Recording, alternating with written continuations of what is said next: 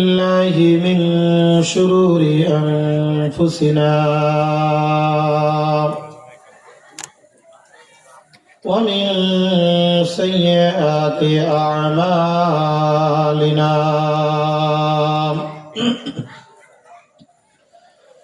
من يهده الله فلا مضل له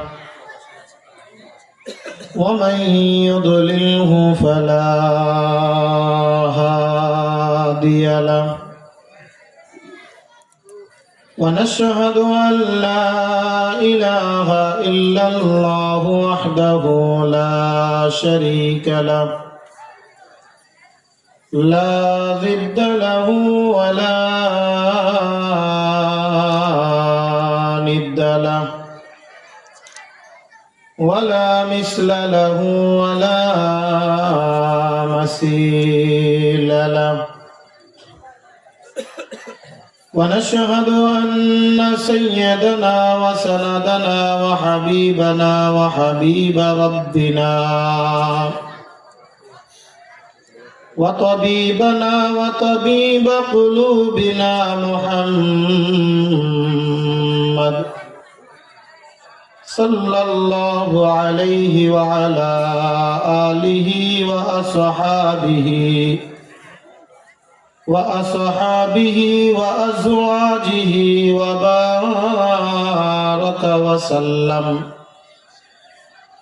وبارك وسلم تسليما كثيرا أما بعد فأعوذ بالله من الشيطان الرجيم بسم الله الرحمن الرحيم وقضى ربك ألا تعبدوا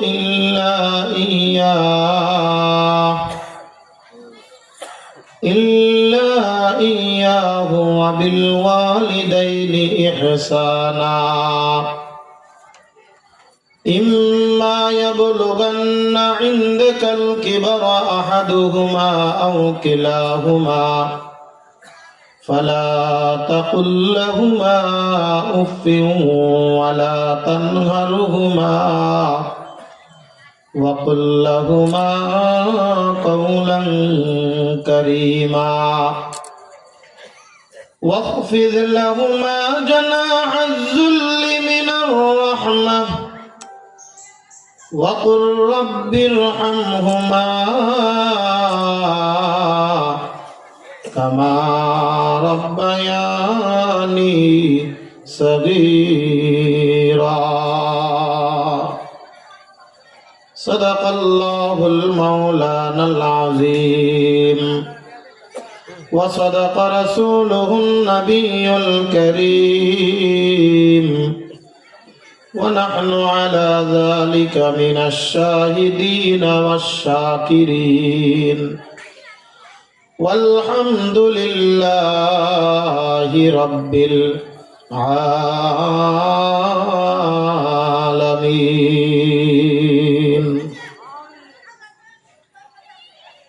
الحمد لمن قدر خيرا وقبلا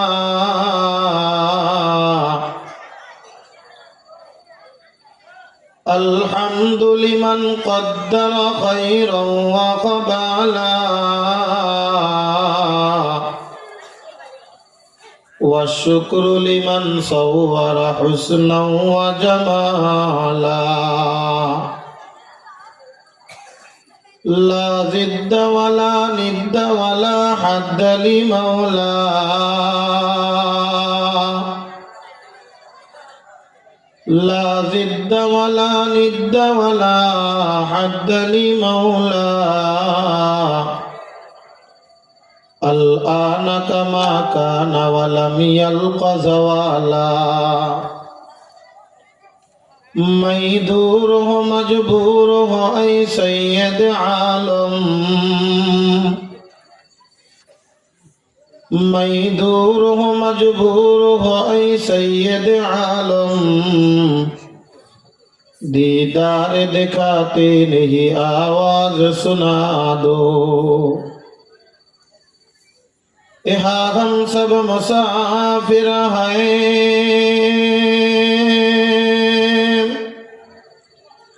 कब्र आखिर ठिकाना,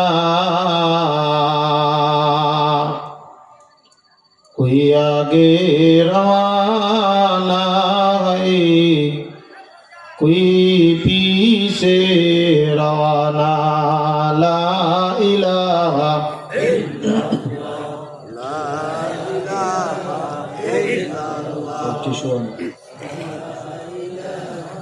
इल्लल्लाह, ला इलाहा इल्लल्लाह, ला इलाहा नहीं कोनो माबूद अल्लाह सड़ा, ला इलाहा इल्लल्लाह, ला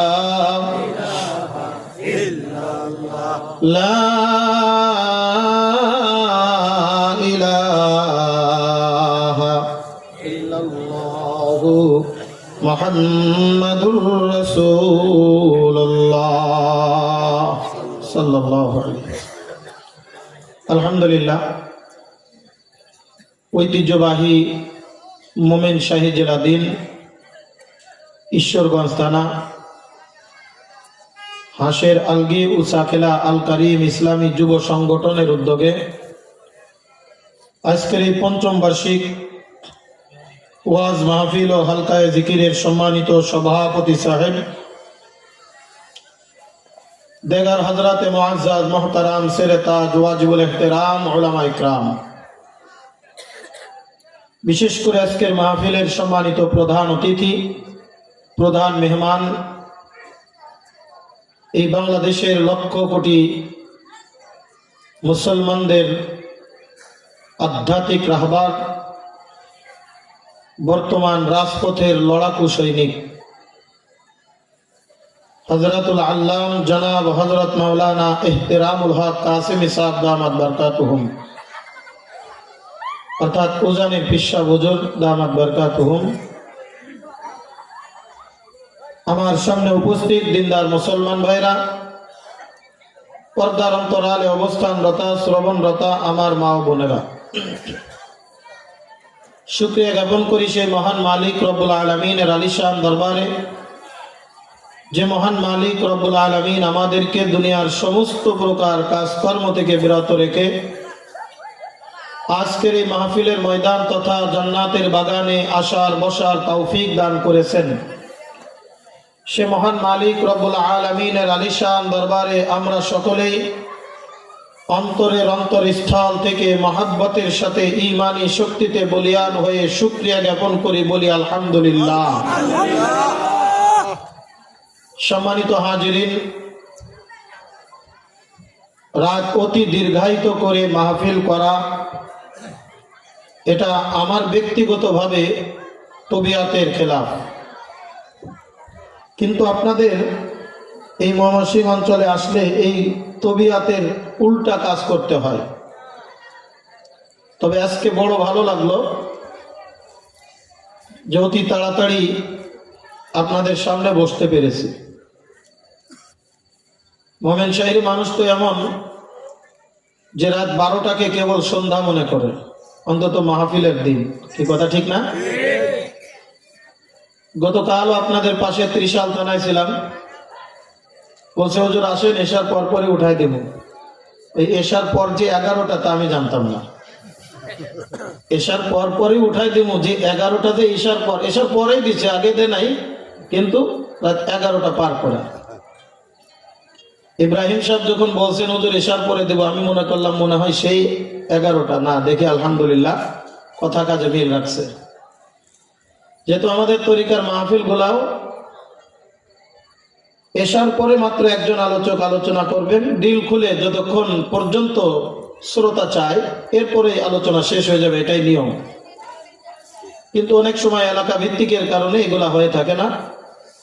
তো যাই হোক, আমরা যে মাহফিলের ময়দানে বসতে পেরেছি এটা মালিকের দরবারে অসংখ্য অগণিত শুকরিয়া। তিনি আমাদেরকে সুযোগ করে দিয়েছেন। যেহেতু বিশ্ব হুজুর আছেন, আমি দীর্ঘক্ষণ পর্যন্ত আপনাদেরকে কষ্ট দিব না। কুরআনুল কারীমের সূরাত বনী ইসরাঈলের দুটি আয়াত তেলাওয়াত করেছি। এই আয়াত দ্বয়ের উপরে অতি সার সংক্ষেপে সংক্ষিপ্ত আকারে মুখতাসার মুলাক্কাত ভাবে কয়েকটি কথা আলোচনা করে আমার আলোচনা রীতি টানবো ইনশাআল্লাহ। সম্মানিত হাজিরিন,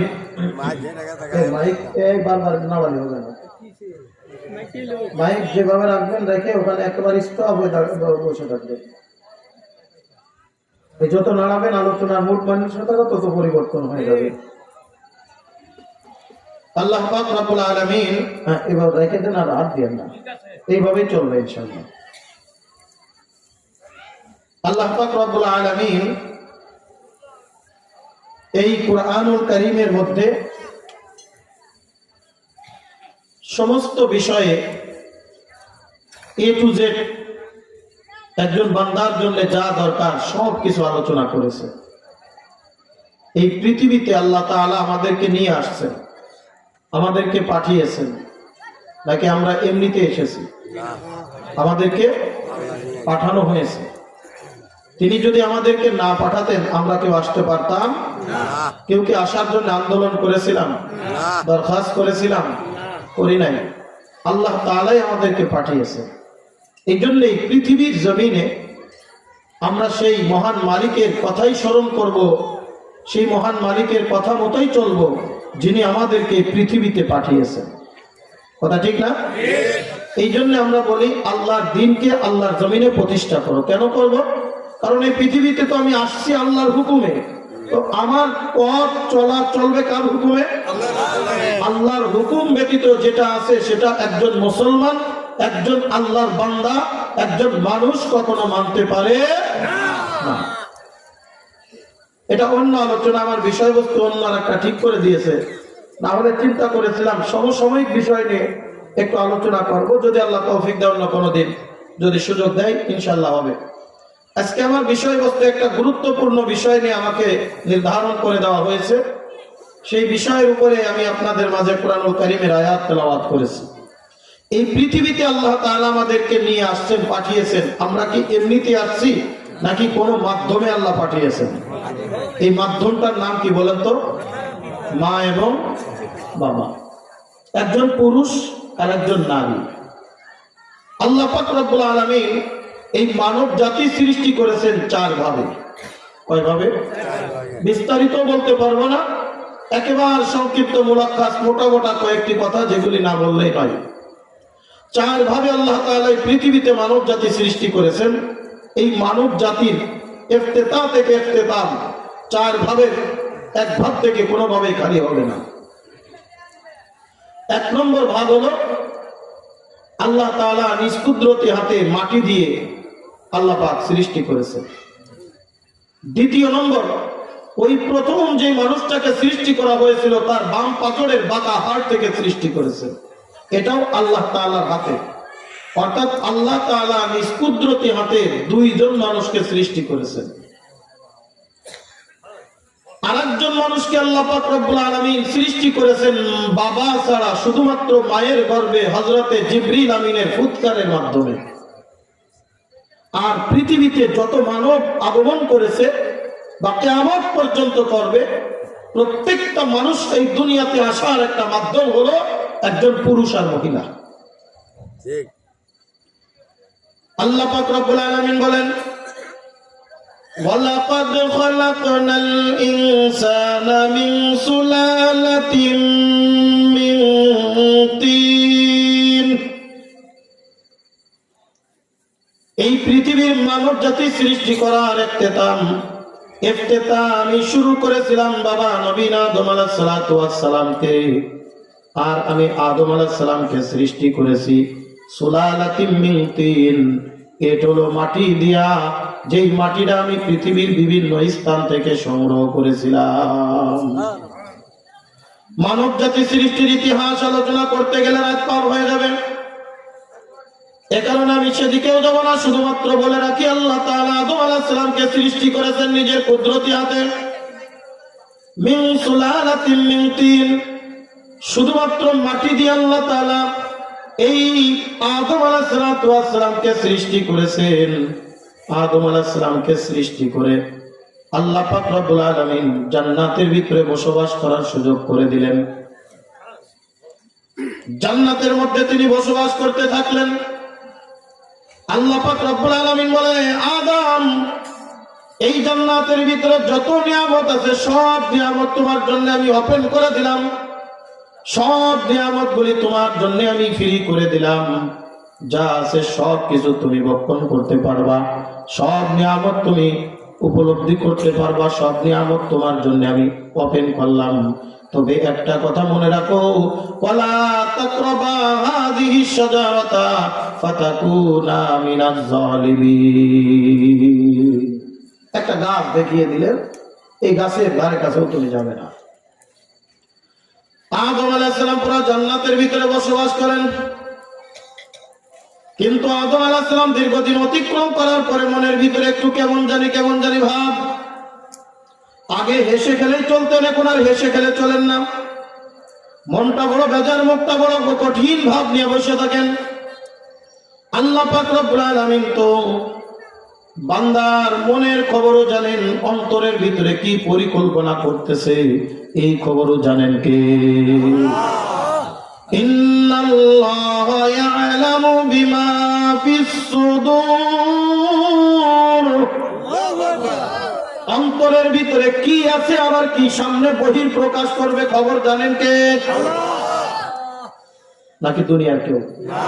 আছেন আমাদের মধ্যে এক শ্রেণীর মানুষ এমন বাবার কাছে দৌড়ায় যে বাবার কাছে যা বলে বাবা অন্ধকারের খবরও জানে। আছে না নাই? ওদিকে যাবো না, ওদিকে আলাদা আর একটা চ্যাপ্টার। গায়েবের খবর জাননেওয়ালার মালিক কে? অন্তরের খবর জাননেওয়ালার মালিক কে? আল্লাহ পাক তো অন্তরের খবর জানেন। আল্লাহ পাক রব্বুল আলামিন তখন তিনি বুঝে গেলেন আদম আলাইহিস সালামের একজন সঙ্গী দরকার। একা একা জান্নাতের ভিতরে তিনি আছেন, একা একা থাকতে কতক্ষণ কার ভালো লাগে? এই মাহফিলের ময়দানে যদি কেউ না থাকে, শুধুমাত্র আপনাকে যদি বলা হয় আপনি এই মাহফিলের ময়দানে বসে থাকেন, কতক্ষণ আপনার কাছে ভালো লাগবে? মনে করেন কোনো বক্তাও নাই, শ্রোতাও নাই, মাইক ওলাও নাই, কোনো ব্যক্তি নাই, আপনারে শুধু দেয়া রাখছে 2-4 মিনিট ভালো লাগবে। এরপরে দেখবেন আপনার কাছে একটা অতিষ্ঠ অতিষ্ঠ ভাব মনে হয়ে যাবে, মনে হবে এখান থেকে যেতে পারলে তারপরে বাঁচি। জোরে বলেন কথা ঠিক কি ঠিক না? আল্লাহ পাক রব্বুল আলামিন আদম নবী আলাইহিস সালাতু ওয়াস সালামকে সঙ্গী বানানোর জন্য আদম হযরত জিবরিল আমিনকে ডাকতে বলে, জিবরাইল, আদম আলাইহিস সালামকে একটা আরামের ঘুম পড়িয়ে দাও। এমন একটা ঘুম পড়িয়ে দিবা যেই ঘুমের মধ্যে যদি আমি ওপেন হার্ট সার্জারি করি, যেই ঘুমের মধ্যে যদি তার বক্ষ আমি সম্পূর্ণ খুলে ফেলা দিই, যেই ঘুমের মধ্যে যদি আমি তার হাড্ডি একটা বাইর করে নিই, ও যেন টের না পাই। এই কথা রিসার্চ করে, বৈজ্ঞানিকরা রিসার্চ করে, ডাক্তাররা যখন দেখবেন একজন রোগীকে অপারেশন করার সময় এমন একটা ইনজেকশন মারিয়া দেয়, বিরাট পুরা শরীরটা তার খুলে ফেলায় দিলেও ওই লোকটা একটু মাত্র টের পায় না। জোরে জোরে কোন কথা ঠিক কিনা? আল্লাহ পাক রব্বুল আলামিন আদম আলাইহিস সালামের বাম পাজরের বাঁকা হাড় থেকে মা হাওয়া আলাইহিস সালামকে তৈরি করলেন।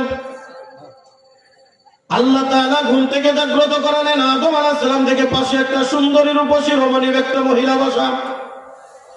আদম আলাইহিস সালাম একটু সরে সরে বসেন। আল্লাহ তাআলা ডাক দিয়ে বলে, আদম, সরার কোনো কারণ নাই, চিন্তার কোনো কারণ নাই, কারণ আমি আল্লাহ তো তোমার দিলের খবর জানি, আমি আল্লাহ তোমার দিলের খবর বুঝি। আমি বুঝতেছি তোমার একা একা খারাপ লাগে, এটা তোমার একটা সঙ্গী বানিয়ে দিলাম। তুমি এবং তোমার স্ত্রী হাওয়া দুইজনে জান্নাতের ভিতরে বসবাস করো, আর ওই আগের বিধান আর আইন তোমাদের জন্য বলবৎ থাকবে। ওয়ালা তাকরাবা হাযিহিশ শাজারাতা ফাতাকুনা মিনাজ জালিমিন। তুমিও যাবে না, তোমার স্ত্রীও যেন ওই মানুষ ওই গাছের ধারে কাছেও যায় না। বন্ধুরা আমার, লম্বা চওড়া ইতিহাস। আদম আলাইহিস সালাম এবং তার স্ত্রী দুইজনে গন্ধ ফল খেয়ে ফেললেন। আল্লাহ পাক রব্বুল আলামিন তাকে জান্নাত থেকে নির্বাক জমিনের ভিতরে পাঠিয়ে দিলেন। আদম আলাইহিস সালাতু ওয়াস সালাম জমিনের ভিতরে আসলেন। আল্লাহ তাআলা আদম আলাইহিস সালামের স্ত্রীর গর্ভের থেকে জোড়ায় জোড়ায় সন্তান দিতেন, একটা ছেলে আর একটা মেয়ে, এইভাবে সন্তান জন্ম দিতেন। আল্লাহ তাআলা বিধান করে দিলেন এমনিতে একজন আরেকজনের কাছে থাকতে পারবে না, এক জোড়ার ছেলে আর এক জোড়ার মেয়ের সাথে বিবাহ বন্ধনে আবদ্ধ হবে। কারণ পৃথিবীর মধ্যে ওই সময় আর কোনো মানুষ ছিল না, ছিল আদম আর হাওয়া। আল্লাহ পাক রব্বুল আলামিন এর পরে মা আদম এবং হাওয়া থেকে শুরু করে নাই যে একজন বাবা যখন মায়ের সাথে মিলিত হয়, ওই বাবার বীর্য আর মায়ের বীর্য একত্রিত হয়ে মায়ের রেহেমের ভিতরে যখন পৌঁছে যায়, আল্লাহ পাক রব্বুল আলামিন 40 পর্যন্ত 40 দিন অন্তর অন্তর মায়ের গর্ভের ভিতরে সন্তানের বিভিন্ন আকৃতি এক একটা ভাগ তৈরি করে করে মায়ের রেহেমের ভিতরে সন্তানের পূর্ণ একটা আকৃতি দান করে দেন। 4 মাস পরে গিয়ে আল্লাহ পাক রব্বুল আলামিন ওই মায়ের রেহেমের ভিতরে সন্তানের পূর্ণ আকৃতির মানব দেহের মধ্যে আল্লাহর রূহ নামক কুদরতটা ফুৎকার মেরে দেন। আল্লাহ পাক রব্বুল আলামিন ডাক দিয়ে বলেন, দুনিয়ার মানুষ শোনো, একজন মা এবং বাবা যখন মিলিত হয় 40 দিন পর্যন্ত মায়ের রেহেমের ভিতরে বীর্য আকারে আমি রেখে দিই।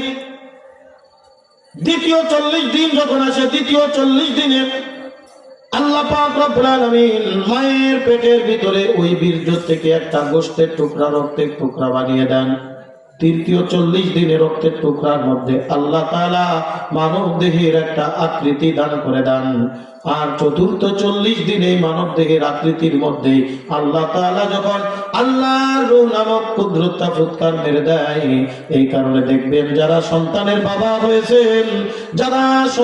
বাবা হয়েছেন দেখবেন বিবির গর্ভে 40 দিন পর্যন্ত তেমন একটা বোঝা যায় না, 4 মাস পর্যন্ত তেমন একটা বোঝা যায় না।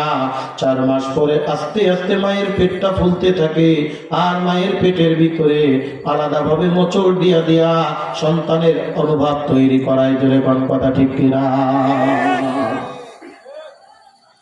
এই কারণে আল্লাহ পাক রব্বুল আলামিন বলেন, দুনিয়ার মধ্যে সন্তান ছেলে হবে না মেয়ে হবে, নতুবা কি হবে সেটা জানেন কে? আল্লাহ। দুনিয়ার কোনো কিছুই জানতে পারে না। বলবেন হুজুর আল্ট্রাসাউন্ড করলে আমরা তো টের পাই, অথবা ইসিজি বা বিভিন্ন অত্যাধুনিক যন্ত্র বানিয়েছে, আমি বলি সেটা টের পাই 4 মাস পরে। 4 মাস আগে কোনো ডাক্তার কবিরাজ কোনো অত্যাধুনিক যন্ত্রের কোনো ক্ষমতা নাই। ওই মায়ের পেটের ভিতরে সন্তান ছেলে না মেয়ে, মায়ের পেটের ভিতরে সন্তান জীবিত না মৃত, 4 মাস আগে বলার ক্ষমতা কারণ নাই। 4 মাস পরে যখন আল্ট্রাসোনোগ্রাফি করা হয় তখন বলতে পারে মায়ের পেটের ভিতরে ছেলে না মেয়ে।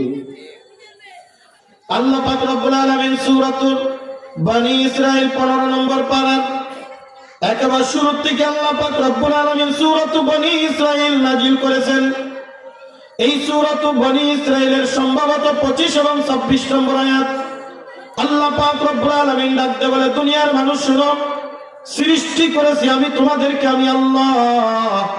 এমনিতেই দুনিয়াতে আমি টপ করে জমিনের ভিতরে আমি ফেলে দেই নাই, বরং এই দুনিয়াতে আসার একটা নিজাম রেখেছি, যে নিজামটার নাম হলো মা এবং বাবা। এই কারণে আল্লাহ পাক রব্বুল আলামিন সূরাতুল বনি ইসরাইলের এই আয়াতের মধ্যে 2টা বিধান একসাথে জারি করে দিয়েছেন। আল্লাহ তাআলা বলেন, 1 নম্বর বিধান হলো যেহেতু আমি আল্লাহ খালেক, আমি আল্লাহর ইবাদত করো আর বন্দেগী করো, আর দুনিয়াতে যাদের মাধ্যমে এসেছো তাদের সাথে সব সময় সদ্ব্যবহার করো। আল্লাহ পাক রব্বুল আলামিন বলেন, ওয়া ক্বাদা রাব্বুকা আল্লা তা'বুদু ইল্লা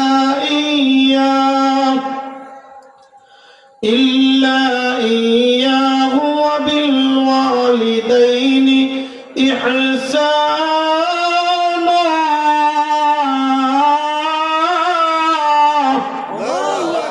আরেকটু জোরে বলা যাবে না? আল্লাহু আকবার। আল্লাহর কালাম যত বেশি শুনবো, আল্লাহর নাম যত বেশি স্মরণ করব, আল্লাহর সাথে আমার একটা মহব্বত আর গুড কানেকশন তৈরি হয়ে যাবে।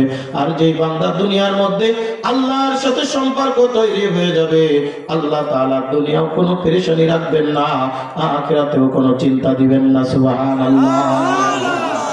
এই জন্য ডাকবো কাকে? আমার আগে হযরত বলে গিয়েছেন জিকিরের ফজিলত। কথা ঠিক না? আমরা তো আল্লাহকে ডাকতে জানি না, আমরা দুনিয়ার মানব চর্চিত বিষয়গুলো জানি। এই যে সামনে কিছুদিন পরে আসতেছে নির্বাচন, রাত 1টা 2টা 3টা নাই, সারা রাত আমার ভাই অমুক ভাই কেন উঠে দেবো বলতে বলতে কথা বলার ঠিক কি ঠিক না? আল্লাহ পাক রব্বুল আলামিন বলেন, দুনিয়ার মানুষ আমি তোমাদের জন্য বিধান জারি করে দিলাম। মানে কি? বিধান করে দেওয়া। আমাদের বর্তমান সময়ের কাজী সাহেব কাদেরকে বলা হয়? যারা বিয়ে পড়ায় তাদেরকে কি বলে? কাজী সাহেব বলে। আর যারা নামাজ পড়ায় শুধুমাত্র তাদেরকে কি বলে? ইমাম সাহেব। আসলে কাজী মানে শব্দের অর্থ তো আমরা বুঝি না, আর আমরা কাজী নিয়ে গেছি বিয়ের কাজে। কাজী বলা হয় যিনি বিচার কার্য পরিচালনা করে, তাকে বলা হয়। আর যিনি নেতা তিনি হলেন ইমাম। ইমাম অর্থ কি? আজ আমরা মসজিদের ইমামরে ইমাম বানাই, আর ওই ইমাম যদি নেতাগিরি করে ওরে আমরা মসজিদ থেকে বাইর করি। কথাটা ঠিক না? এই জন্য দেখবেন অনেক মানুষ আসে কয় হুজুর মসজিদে রাজনীতির আলাপ করবেন না, মাহফিলে রাজনীতির আলাপ করবেন না। বললাম রাজনীতিটাই হলো ইসলাম। আর ইসলাম যদি বলতে চাও, মসজিদে আল্লাহর নবীর মসজিদে নববী ছিল রাষ্ট্রপ্রধানের কার্যালয়, আর প্রত্যেকটা মসজিদ হতে হবে রাষ্ট্রপ্রধানের কার্যালয়। কথা বলে ঠিক কিনা? আল্লাহর কথা মসজিদে হবে না, হবে কোথায়? মসজিদের মেহরাব থেকে যেদিন আমাদের কাজী পরিচালনা করবে, বিচার কার্য পরিচালনা হবে, ওই দিন সমাজের ভিতরে সুদ থাকবে না, ঘুষ থাকবে না, ওই দিন সমাজে দুর্নীতি থাকবে না, পরের আত্মসাৎকারী ব্যক্তি থাকবে না। আজকে আমরা বিচার কার্য করি বাইরে, যার কারণে ওই নিচের থেকে টাকা দিয়া লেনদেন করে করে মানুষের অন্যায় অবিচার করা হয়। কথা ঠিক ঠিক না? কিন্তু মসজিদের মেহরাবে বসে যদি ইমাম সাহেব যিনি উনি যদি বিচার কার্য পরিচালনা করে, আমার মনে হয় এই উঁচা জেলা অঞ্চলের মধ্যে, এই কি বলে হাঁসের গালি অঞ্চলের মধ্যে একটা মানুষও বেইনসাফি হবে না, ন্যায় বিচার ছাড়া অন্যায় বিচার করবে না। কথা ঠিক কিনা? এই জন্য সামনে সময় আসছে একজন আলেমকে জনপ্রতিনিধি বানানো। একজন আলেমকে জনপ্রতিনিধি বানাবেন, একজন আলেম যে কোরআন অনুযায়ী এই এলাকা পরিচালনা করবে। কথা বলার ঠিক ঠিক না? তিনি আপনাদের অঞ্চলে আছেন না নাই? এই যে আমার পরে নাম দেখেছে মুফতি হাবিবুল্লাহ সাহেব দামাত বারকাতুহু। একজন মুফতি সাহেব যদি এলাকার জনপ্রতিনিধি হয়, একজন আলেম থেকে কখনো অন্যায় অবিচার হইতে পারে? বন্ধুরা আমার,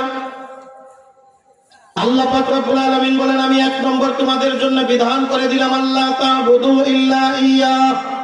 ইবাদত করব কার? আল্লাহ। ডাকবো কারে? বলবো কাকে? মাথা নত করব কার সামনে?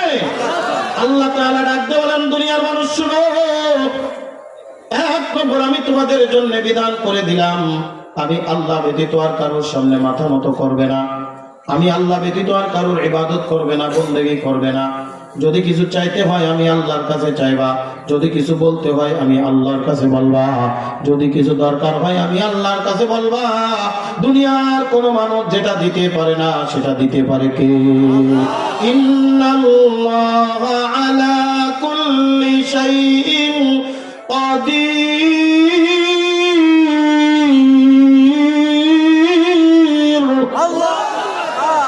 সবকিছু ক্ষমতার মালিককে। আমি দুনিয়ার মানুষের কাছে যেটা চাই দুনিয়ার মানুষ দিতে পারবে না যদি আল্লাহ দেওয়ার তৌফিক না দেয়।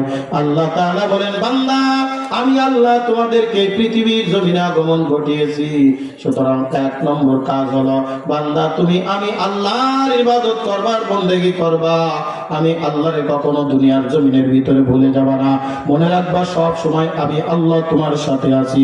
আমি আল্লাহকে যদি তোমরা মহব্বত দিল থেকে করে নিতে পারো, আমি আল্লাহর ইবাদত করে যদি তুমি আমাকে খুশি করে নিতে পারো,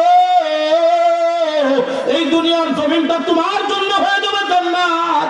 আল্লাহ তাআলা রাখতে বলেন, বান্দা এই দুনিয়ার থেকে তুমি যখন বিদায় নিয়ে যাবা, আমি আল্লাহর আবেদ বান্দা যদি হইতে পারো, আমি আল্লাহর আবেদ বান্দা যদি দুনিয়ার জমিনে হয়ে যাইতে পারো, আল্লাহ তাআলা ডাকতে বলেন, বান্দা দুনিয়ার থেকে মরতে দেরি, আমি আল্লাহর জান্নাত পেতে দেরি হবে না।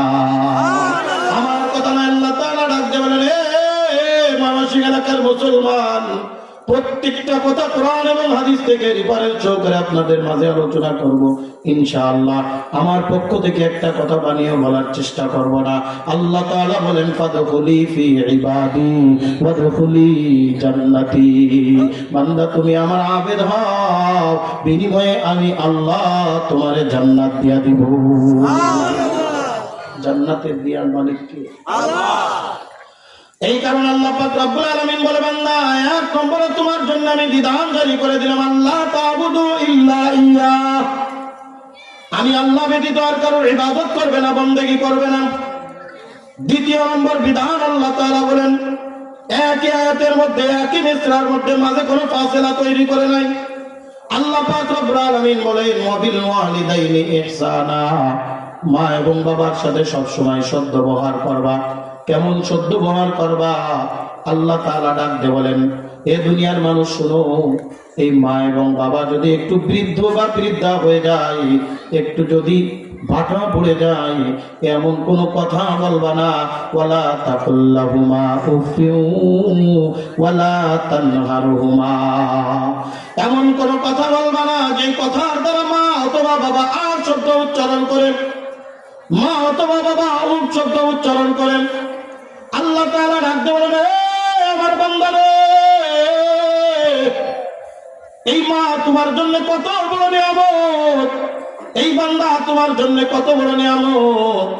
আল্লাহ তাআলা ডাক দিয়ে বলেন, বান্দা এই দুনিয়ার মধ্যে আমি যত মানব সৃষ্টি করেছি, তুমি আশেপাশে যত মানুষ দেখতে পাইবা, সব থেকে বড় নিয়ামত দিয়া আমি আল্লাহ দুইজন ব্যক্তিকে পাঠাইলাম তোমাদের মাঝে। একজন হলো তোমার মা, আর একজন হলো তোমার বাবা। আল্লাহর নবী বলেন, হুমা জান্নাতুকা ওয়া নারুক, এই মা এবং বাবা তোমার জান্নাত আর জাহান্নাম।